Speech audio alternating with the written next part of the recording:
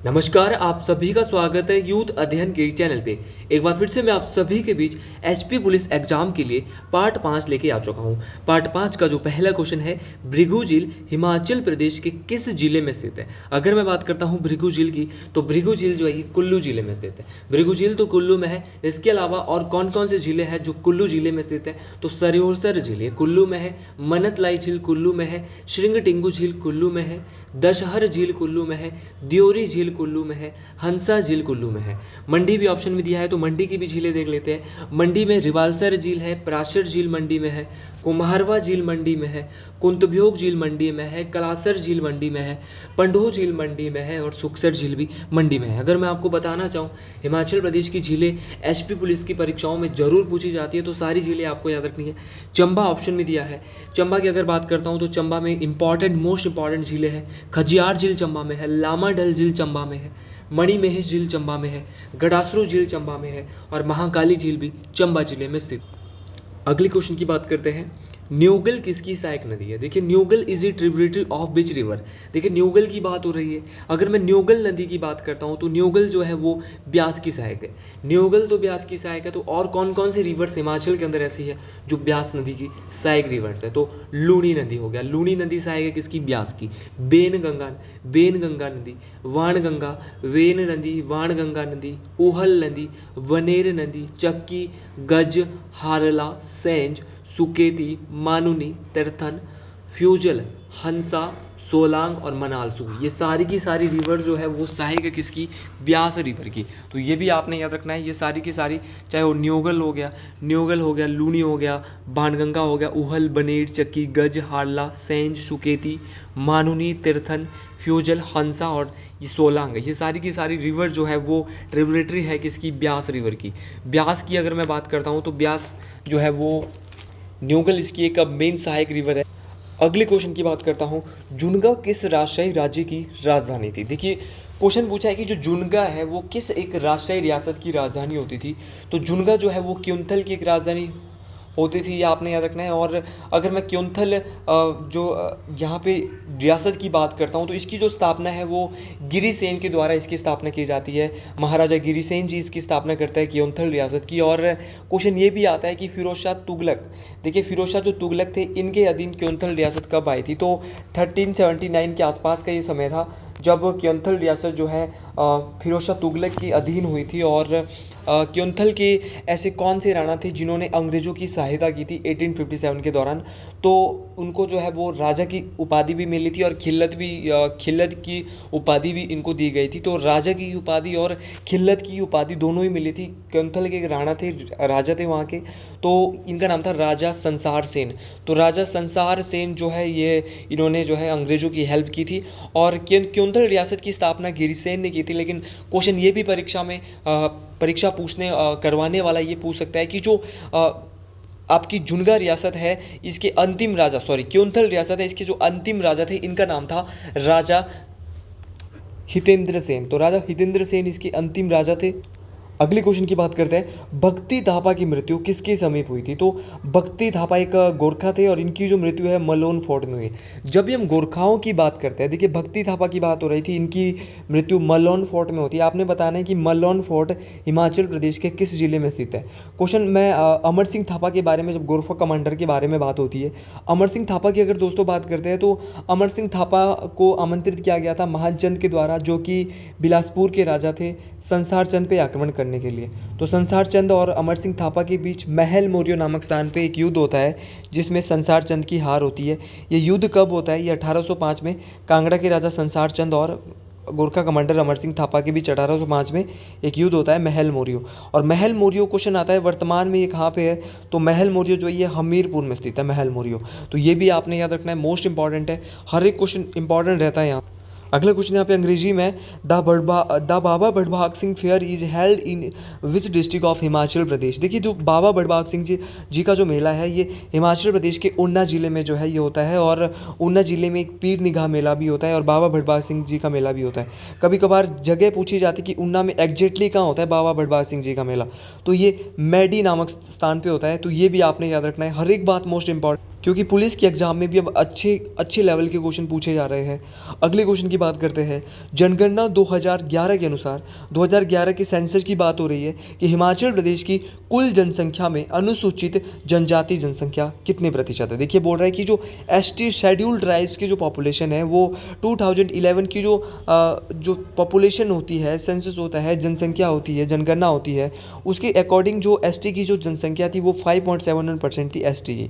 देखिए क्वेश्चन ये आ सकता है कि सबसे ज़्यादा एसटी पॉपुलेशन किस ज़िले में है, तो सबसे ज़्यादा लाहौल स्पीति में एसटी रहते हैं।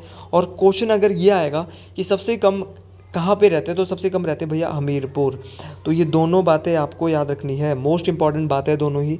ज़्यादा डेप्थ में नहीं जा रहा हूँ, इंपॉर्टेंट बातें बता रहा हूँ। टोटल परसेंटेज 5.71 है। सबसे ज़्यादा एसटी के जो लोग हैं, शेड्यूल ट्राइब्स के जो लोग हैं, जनजातीय जो लोग हैं, वो सबसे ज़्यादा रहते हैं कहाँ पे रहते हैं, लाहौल स्पीति में, और सबसे कम रहते हैं हमीरपुर में।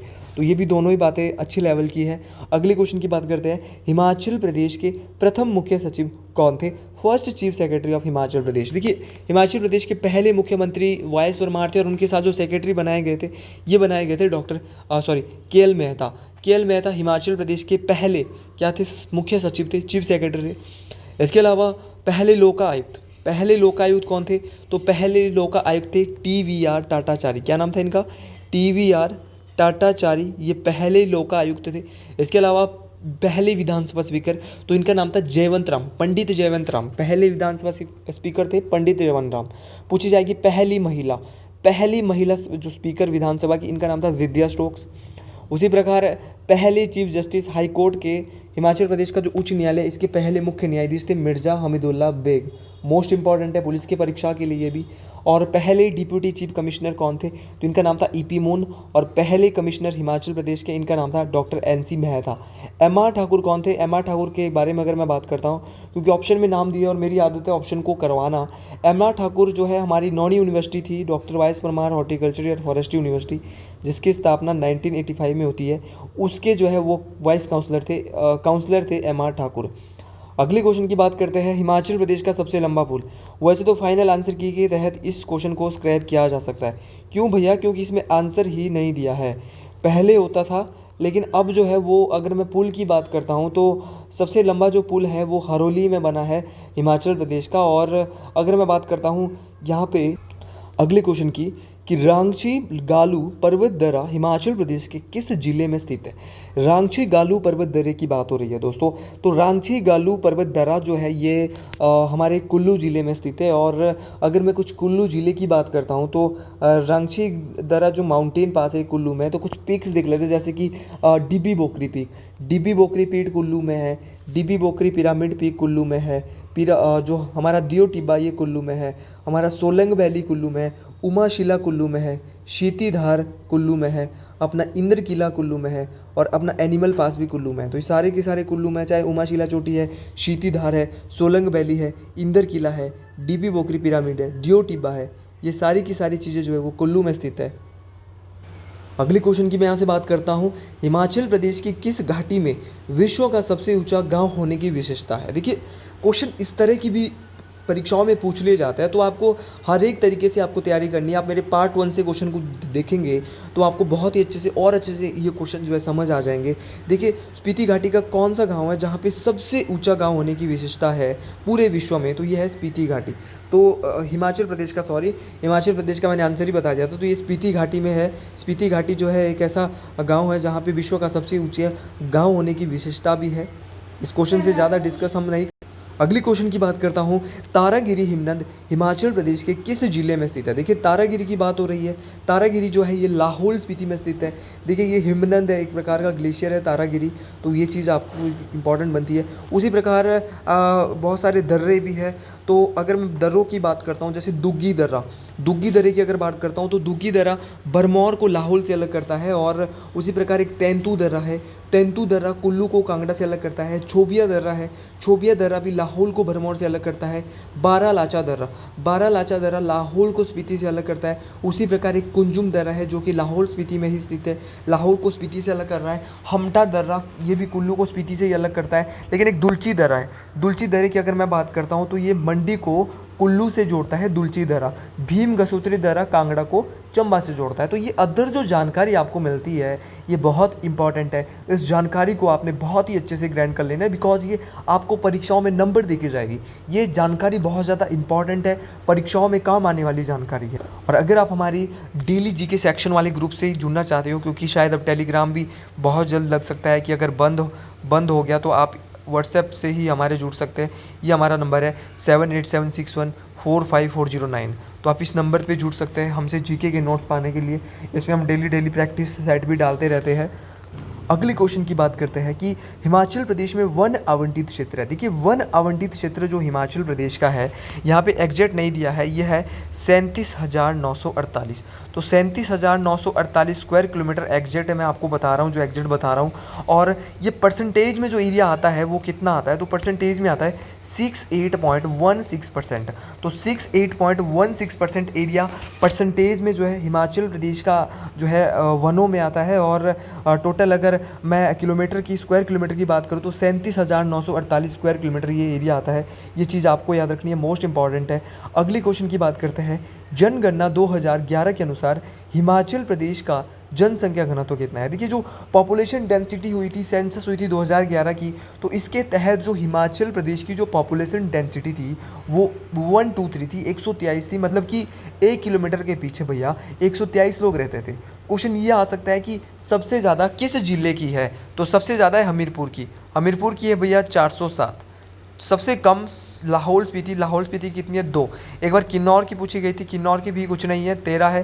किन्नौर की जो पॉपुलेशन डेंसिटी वो 13 है, लेकिन सबसे कम लाहौल स्पीति की है, मात्र 2 है भैया। वहाँ पे बहुत ही कम लोग रहते हैं, क्षेत्रफल बहुत बड़ा है। और हमीरपुर की अगर बात करता हूँ तो हमीरपुर की देख लो 407 है, बड़ा रश रहता है हमीरपुर में। और 2001 के अनुसार अगर डिसेंशियल ग्रोथ रेट की बात करता हूँ मैं, तो डिसेंशियल ग्रोथ रेट जो हुई है वो 12.94% हुई है, डिसेंशियल ग्रोथ रेट। ये भी आपने याद रखना है। और हर एक क्वेश्चन मोस्ट इंपॉर्टेंट, मैं आपको बार बार बता रहा हूँ, हर एक क्वेश्चन काम आने वाला है क्योंकि ये इंपॉर्टेंट है। अगले क्वेश्चन की बात करते हैं, 123 नंबर का ये क्वेश्चन है। हिमाचल प्रदेश किस वर्ष पारसी राज्य बना। पारसी राज्य की बात हो रही है। पारसी राज्य तो बना था 1951। सबसे पहले सिनेरियो बता देता हूँ। सबसे पहले हिमाचल प्रदेश को 15 अप्रैल 1948 को मिलता है पूर्ण राज्य का दर्जा। पूर्ण राज्य का दर्जा मिलता है। पूर्ण राज्य का दर्जा मिलने के पश्चात, उस समय जब दर्जा मिलता है पूर्ण राज्य का 15 अप्रैल 1948 को, तो हिमाचल प्रदेश में मात्र जिले होते हैं 4। क्वेश्चन ये आ सकता है, जब हिमाचल प्रदेश का गठन हुआ था तो कौन कौन से जिले थे, तो जिले थे सिरमौर, मंडी, म्हासू और चंबा। 4 जिले होते थे उस समय। और 1951 में पारसी बना। 56 में जो है फिर क्या बना था, यूटी बना था, केंद्र शासित प्रदेश बना था। और 1971 तक केंद्र शासित प्रदेश रहा था। और आपने याद रखना है कि 1966 में विशाल हिमाचल का निर्माण भी हुआ था। ये भी मोस्ट इंपॉर्टेंट क्वेश्चन है कि 1966 में विशाल हिमाचल का निर्माण हुआ था। ये इंपॉर्टेंट बन जाता है परीक्षाओं के मद्देनज़र को देखते हुए। तो हर एक क्वेश्चन मोस्ट इंपॉर्टेंट, मैं आपको बार बार बता रहा हूँ। उस तत्पश्चात पहले 4 जिले होते थे। 1954 में 5वां जिला बिलासपुर जुड़ा था। मोस्ट इंपॉर्टेंट है, जुलाई 1954 में बिलासपुर जुड़ा। और 1966 में 6ठा जिला जो है वो किन्नौर बना था। ये भी मोस्ट इंपॉर्टेंट है। अगली क्वेश्चन की बात करते हैं कि क्षेत्रफल के अनुसार हिमाचल प्रदेश का सबसे बड़ा जिला कौन सा है। तो अभी थोड़ी देर पहले ही बता चुका हूँ, डिस्कस कर चुका हूँ कि क्षेत्रफल के अनुसार लाहौल स्पीति सबसे बड़ा जिला है। भैया, लाहौल स्पीति का क्षेत्रफल कितना है अगर सबसे बड़ा है, 13,841 स्क्वायर किलोमीटर एरिया है लाहौल स्पीति का। देखिए परसेंटेज में कितना आता है, तो परसेंटेज में आता है 24.86%। याद रखना, 24.86% एरिया आता है लाहौल स्पीति में। या अगर किलोमीटर स्क्वायर किलोमीटर की बात की जाए तो 13,841 स्क्वायर किलोमीटर है। और अगर पूरी हिमाचल की सबसे कम किसका है, लाहौल स्पीति का सबसे ज़्यादा है, सबसे कम है हमीरपुर का। हमीरपुर का 1818, याद रखना 1818 square kilometre, 1818 square kilometre area है हमीरपुर का। और ये परसेंटेज में जो आता है वो 2.01% आता है। तो ये भी आपको याद रखना है, मोस्ट इंपॉर्टेंट है हमीरपुर का, बहुत बार परीक्षाओं में पूछा गया है।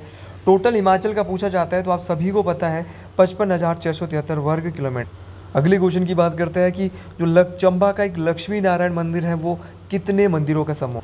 तो बात करते हैं चंबा के लक्ष्मी नारायण मंदिर की। तो ये 6 मंदिरों का समूह है, ये चंबा में स्थित है और इसको शिखर शैली में, शिखर आर्किटेक्ट शैली में बनाया गया है राजा साहिल वर्मन के द्वारा।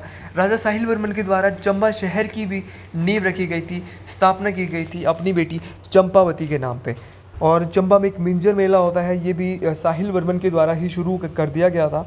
अगले क्वेश्चन की बात करता हूँ और अगले क्वेश्चन की स्टार्ट करने से पहले चंबा में 84 जो मंदिर है हिमाचल प्रदेश के, वो भी चंबा में स्थित है। लक्षणा देवी मंदिर चंबा में है, मणि महेश मंदिर चंबा में है, छतराड़ी मंदिर चंबा में है और अपना शक्ति देवी मंदिर जो है ये भी चंबा में है। तो ये सारे के सारे मंदिर जो है वो चंबा में है। तो ये सारे क्वेश्चन परीक्षाओं में पूछे जा सकते हैं। अगले क्वेश्चन की बात करते हैं, ऊना जिला का औपचारिक नाम क्या था? औपचारिक नाम इसको पहले जसवा दून के नाम से जाना जाता था ऊना जिले को। देखिए ऊना जिला 1966 से कांगड़ा का हिस्सा बना था 72 तक, 1966 से 72 तक कांगड़ा का हिस्सा बना था। और अगर मैं बात करता हूँ, यहाँ पे ऑप्शन में दिया है बनेड़। बनेड़ किसका पुराना नाम है? तो सुंदरनगर का पुराना नाम है दोस्तों बनेड़। उसी प्रकार धमेरी, नूरपुर का जो पुराना नाम वो धमेरी है, ये आपने याद रखना है। और बिजनाथ का जो पुराना नाम है वो है किरग्राम। तो उसी प्रकार आपको याद रखना है। और 1966 से पहले पंजाब के होशियारपुर ज़िले की एक तहसील हुआ करता था ऊना, और 1966 में विशाल हिमाचल बना तो ये कांगड़ा का हिस्सा बन गया, और 72 में इसको एक नया जिला बनाया गया था। तो हर एक क्वेश्चन मोस्ट इंपॉर्टेंट है। आज का अंतिम क्वेश्चन देख लेते हैं, नौहरा रिचर्ड्स हिमाचल प्रदेश के किस स्थान पर रहते थे? तो नौहरा रिचर्ड्स एक आर्ट गैलरी भी है जो कि कांगड़ा अंड्रेटा में स्थित है। नौहरा रिचर्ड्स के द्वारा एक बुक लिखी गई है जिस बुक का नाम है कंट्री लाइफ। तो country life book Nauhra Richards के द्वारा, अंड्रेटा कहाँ पे पड़ता है? कांगड़ा में स्थित है, और यहाँ पे गैलरी है नौहरा रिचर्ड्स आर्ट गैलरी। तो आज के लिए इतना ही। जय हिंद, जय हिमाचल प्रदेश, हर हर महादेव। आज की वीडियो आपको अच्छी लगी होगी। मिलते हैं अगली वीडियो में एचपी पुलिस की बहुत जल्द।